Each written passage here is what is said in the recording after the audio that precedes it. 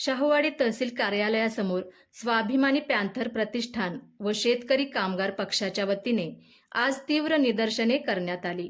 शिवाजी कोण होता या पुस्तकाचे प्रकाशक कॉम्रेड प्रशांत आंबी यांना धमकी देणारे आमदार संजय गायकवाड, छत्रपती शिवाजी महाराजांविषयी अवमानकारक वक्तव्य करणारे धीरेंद्र शास्त्री तसेच नसरापूर येथील अत्याचार प्रकरणातील आरोपी यांच्यावर कठोर कारवाईची मागणी यावेळी करण्यात आली.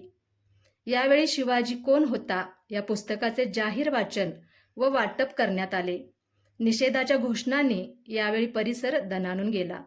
शेवटी आंदोलकांनी तहसीलदार सीमा सोनवणे यांना निवेदन देत तात्काळ कारवाईची मागणी केली.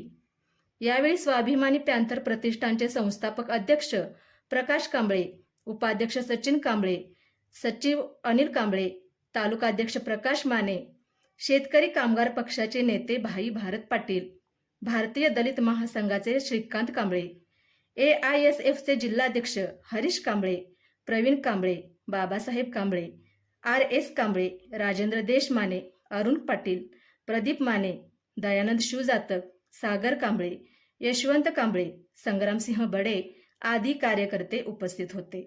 स्वाभिमानी पॅन्थर प्रतिष्ठान व शेतकरी कामगार पक्षाच्या वतीनं शाहूवाडी तहसील कार्यालयासमोर शिवाजी कोण होता या पुस्तकाचे वाचन व वाटप करण्यात आलेलं आहे. खरं तर या संघटनेचे पदाधिकारी, संस्थापक अध्यक्ष आणि सदस्य, शिवाय शेतकरी कामगार पक्षाचे नेते भाई भारत पाटील ही सगळी मंडळी सध्या आपल्यासोबत आहे. काय सांग?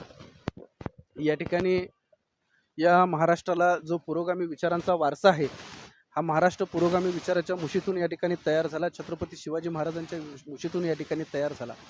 त्या शिवाजी महाराजांचा पुरोगामी विचार दाबण्याचं षडयंत्र या महाराष्ट्रातील काही लोक करत आहेत.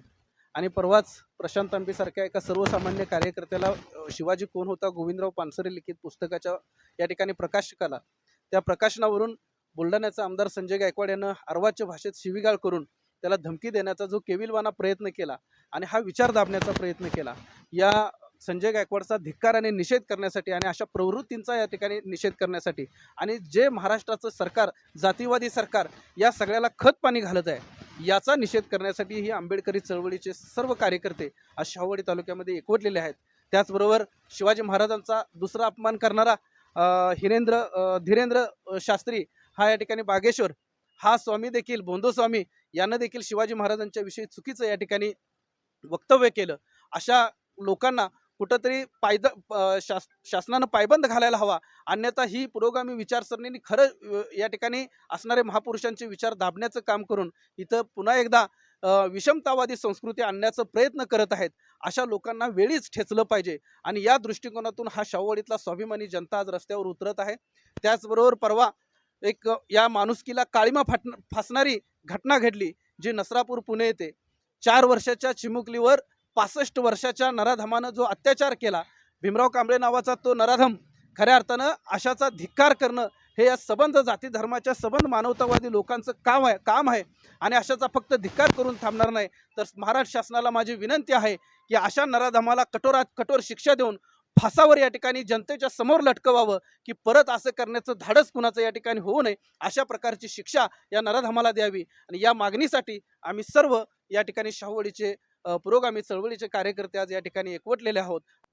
जो विद्यमान आमदार संजय गायकवाड यांनी या पुस्तकातला उल्लेख त्यांना कदाचित कळला का नाही मला अजून सुद्धा शंका आहे, पण तरी सुद्धा एकंदरीत त्यांच्या स्वभावानुसार त्यांनी जे या पुस्तकाचे प्रकाशक आहेत, आमचा तरुण कार्यकर्ता आहे, खूप सामान्य परिस्थितीतून आलेला आहे, त्याला त्यांनी अवमानकारक भाषा वापरली, त्याला त्यांनी इथं न सांगण्यासारख्या शिवीगाळ केली आणि याच्यातून उलट त्यानंच छत्रपती शिवाजी महाराजांचा अवमान केलाय. हा नुसता त्याच्या माफीचा प्रश्न नाही, त्याच्या विचारसरणीचा प्रश्न आहे. शासनानं खरं म्हणजे जेवढी दखल घ्यायला पाहिजे तेवढी घेतली नाही. त्याच्यावर फौजदारी गुन्हा दाखल व्हायला पाहिजे होता. ज्या आपण शिवाजी महाराजांचा नाव घेऊन हे राज्य करतात, ते राज्यकर्ते संजय गायकवाडच्या बाबतीत मात्र गप्प आहेत. याचा शासनाने निषेध करायला पाहिजे होता, त्याच्या फौजदारी खटला गुन्हा दाखल करायला पाहिजे होता. आणि त्या धीरेंद्र सारखे ते काही बाबा महाराज या ठिकाणी यायला लागले. कारण म्हणजे आपल्या इथं काही महाराज काही कमी नाहीत. तो खरा सारखा बोंधू बाबा झाला, त्याने हिंदुत्वाच्या नावावर हिंदू महिलांचीच फसवणूक केली. आज सगळे महाराज हिंदुत्वाच्या नावाखाली हिंदू महाराज म्हणून येतात आणि हिंदू महिलांचीच फसवणूक करतात, त्यांची लुबाडणूक करतात, त्यांचं लिंग शोषण करतात. मग हिथंही राज्यकर्ते आम्ही काय करतात? म्हणजे नुसतं एखादा निषेध करून ते चालणार नाही की ह्या राज्यकर्त्याच निषेधार्थ यांचा राज्यकर्त्यांचा निषेध केला पाहिजे. ही नसरापूरची घटना असेल, अशा अनेक घटना घडायला लागलेल्या आहेत. याचं कारण असं आहे, आमचे मुख्यमंत्री ते स्वतः गृहमंत्री सुद्धा आहेत. हे गृहमंत्री असून सुद्धा ह्या घटनेला हे पायबंद घालू शकत नाहीत. अनेक बाबा महाराज दडदडीत शिवाजी महाराजांचा अवमान करून शिवाजी महाराजांच्या बाबतीत बोलतात. बागेश्वर बोलला त्यावेळा तिथं नितीन गडकरी स्टेजवर होते, देवेंद्र फडणवीस त्या ठिकाणी स्टेजवर होते. त्यांनी त्याला आवर घालायला पाहिजे आणि तिथं त्याला सांगायचं थांब तू हेच असलं बोलून चालणार नाही. पण ते त्याला करत नाहीत, कारण याच्या मागे यांची विचारसरणी आहे. आणि हे आज छत्रपती शिवाजी महाराजांच्या राज्याभिषेकाला विरोध करणारे, संभाजीराजांना विरोध करणारे, छत्रपती राजांच्या स्वराज्याच्या आत्मफितुरी करणारे, अशा विचाराचं राज्यकर्ते असल्यामुळं, त्याला खतपाणी घालणारे राज्यकर्ते असल्यामुळे ह्या घटना घडतायत. आपण नुसत्या संजय गायकवाडवर फौजदारी गुन्हा दाखल करून चालणार नाही. या विचाराला समूळ नष्ट केल्याशिवाय आमच्या बहुजनांना यातून सुटका मिळणार नाही आणि खऱ्या अर्थाने शिवाजी महाराजांच्या विचाराचं राज येणार नाही असं मला वाटतं.